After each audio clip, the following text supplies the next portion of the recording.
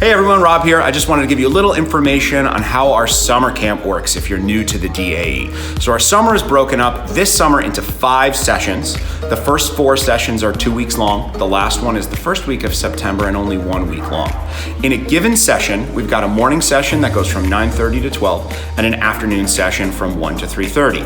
You're welcome to register for the morning or the afternoon, or you can register for both and create a full day of camp.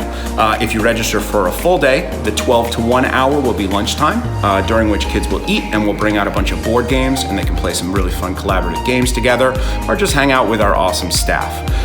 We also have the option for some of our classes to register for just 1 week of a 2-week session, and those details are listed in the description of those specific classes. And of course, if you have any questions, you're welcome to call us at 914-644-8100 and get any information on any of our classes during the summer.